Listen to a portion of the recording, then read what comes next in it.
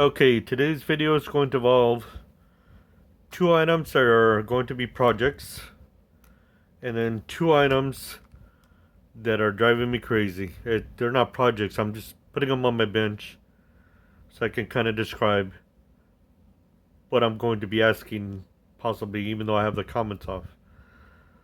It's just kind of confusing. Okay, so I'm going to set these two aside just for a couple of seconds, right? And I'm going to be talking about these two. Now, this is going to be part of a quick disconnect scenario. I'm going to solder a red wire to both of these here, and I'm going to be using that as a quick disconnect. Right. Now, you're probably wondering why a quick disconnect.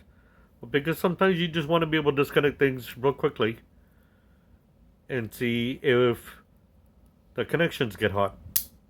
Right? Resistance, be whatever it may be, is a problem in some science projects or even projects in general. So you want something you can do a quick disconnect. Now I know I have one and a light switch, but I don't want the light switch to melt. So that's the reason why I'm going to try to make one out of metal. Okay, this project isn't really a project in itself. I went out and purchased this little mystery bag of items, and I'm trying to figure out whether or not it's even worth shooting a video from any of these parts. Now, this is the part that I really like the most. Well, hold on. I guess we can call this a blooper. Ah, come on. Alright. This is a solar panel. You know, it's not really good because we're indoors. There's a motor that I have to resolder the wires to. No big deal.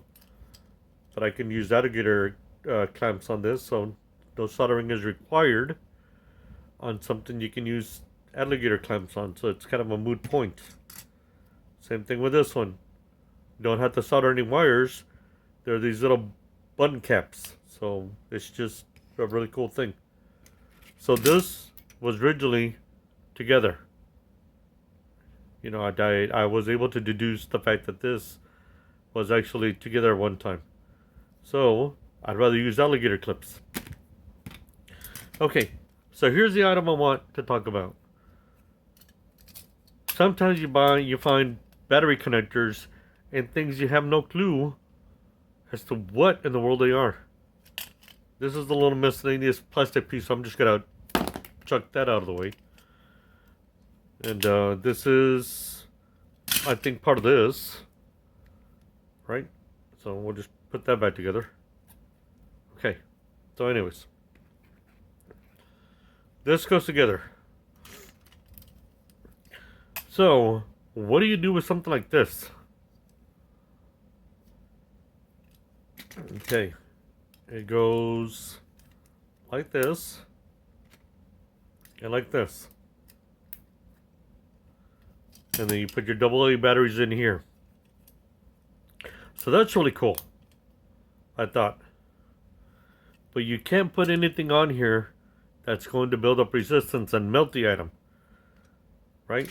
So that's the reason why you have AA batteries. You can't go beyond the parameters or the range of AA, even though it's got two sets. Right? Still can't go beyond that and melt anything. Build up resistance and melt anything. But it should be still pretty handy in making a continuity tester, I would think. The only thing I'd have to do is find a light bulb. Or, here's another plastic piece. I have no clue what it is. You can just get rid of that. Alright. So, what I'm planning on doing is using this as a continuity tester. Right? So, essentially what you're going to do is you're going to put your battery in here. It tells you right off the bat that this is the positive side, so that makes this a negative side. And see, because of ground over here. And that the approximation voltage is 3 volts. So we can use this as a continuity tester somehow. A real easy one to put together. And using some alligator clips, I'll just clip this. And in order to make a continuous circuit, you would of course include the light bulb. So there you go, continuity tester. Right, so I think it was part of some kid's science project as a science kit. I'll have to look it up on the internet and find out, and I'll possibly put it in the description if I can figure out what it is. Here's a mercy. Here's a momentary switch. Here's an actual switch. So sometimes when you go to garage sales, you find interesting little items like this that are science kits. And then when you find miscellaneous magnets, you can make an actual kit out of it. Alright, so I'm going to set this aside. Now this isn't a bonus, this is just going to be one of those times that I'm going to get to gripe about something. I went down to purchase this. It's part of an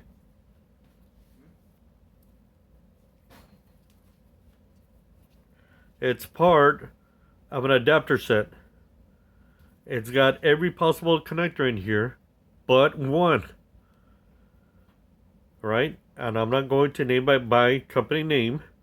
I'm just going to name it by type.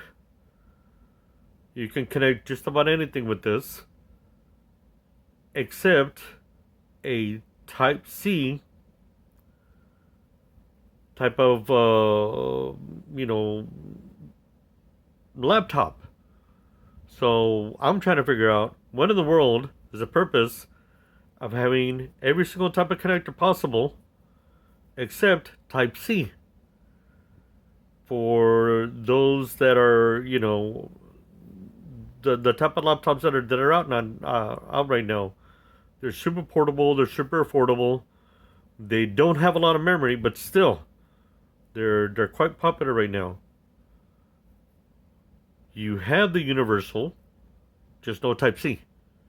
It's totally mind blowing. I purchased this a long time ago. It is literally a full tang knife. This knife doesn't ever get to leave my house, and you're probably wondering why. It is so well built, it is driving me crazy. I have yet to find who made it, why they made it. Was it a limited production run out of China? It is one of the best non-name brand $20 knives I had ever purchased. This grip right here has yet to come off, and I hope it never comes off. It hardly ever gets dull. Now, I don't go about trying to find a way to make it dull or even trying to break it, because it's literally one of my favorite knives. I have very I have the understanding what knives are. I also have other items that are swords and multi-tools. Now, this is dull at this moment, and it's super easy to bring it back to sharpness. But I have searched the internet. I've even asked Google, hey Google, find me another knife like this. And the knives that go with this category,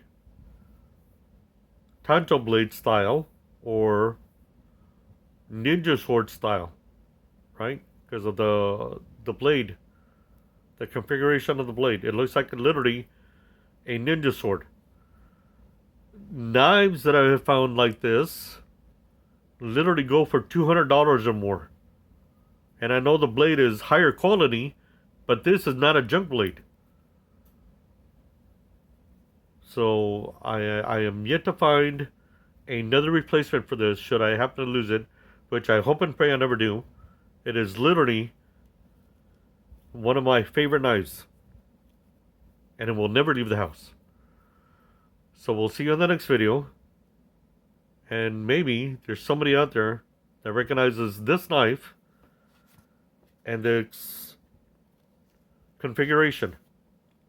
Okay? nylon sheath with a plastic insert. There you go. $20 knife. And I've yet to find a more affordable replacement for this. There are out there, but they're not as well built. So we'll see you in the next video.